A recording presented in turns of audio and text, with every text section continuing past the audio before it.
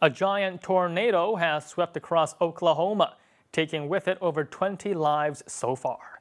The tornado, about a mile wide, tore across parts of Oklahoma City, flattening homes, flaying cars, and tearing apart buildings.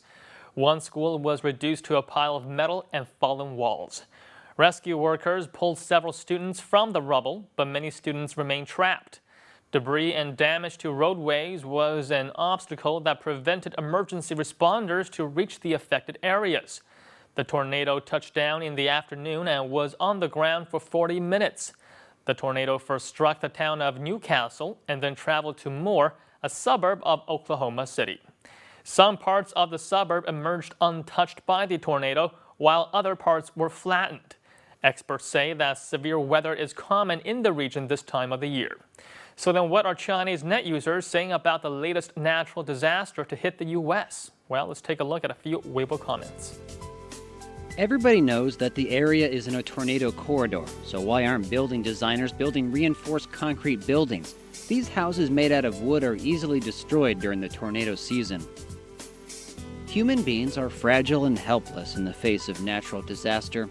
We should pay more attention to the dramatic changes in wind and ocean currents. Many disasters are the result of climate change. I can't believe that houses were literally turned upside down during the tornado. This is crazy. I guess people better hide in their basements during such severe weather conditions. The central U.S. states have suffered from tornadoes in successive years. I just can't understand why the local government does not improve the quality of people's houses.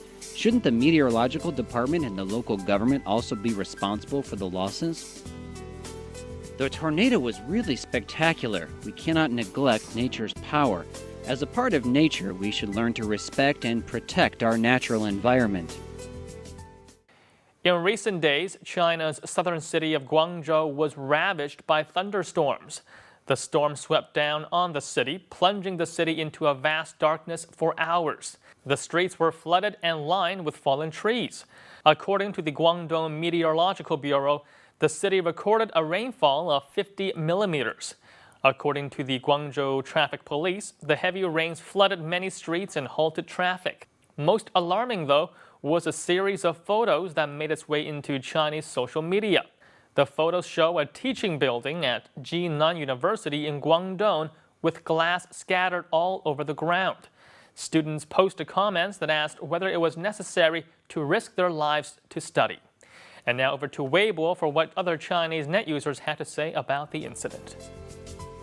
If the wetlands had not been used to build apartments, the situation would not be so serious. We need to take lessons from natural disasters. The wetlands are infinitely important to our environment. Although I was not in southern China when this storm happened, I can feel how anxious the people were. It's hard to believe that the rain could be so heavy that it ruins homes and affects people's daily lives.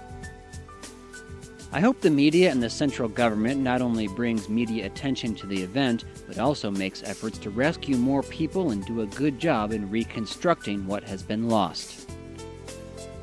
In other countries, if a natural disaster broke out, schools would be among the safest places for people to hide. But in China, school buildings seem to be the first things that are affected. When rainstorms flood the streets, that means it's time to examine the urban sewage system. Of course, many cities' sewage systems in China need to be improved. During both the 2008 and 2013 Sichuan earthquake in China, many observers commented on the number of public school buildings that had fallen during the disaster. Net users pointed fingers at corruption, which they suspected was behind the shoddy quality in many public buildings.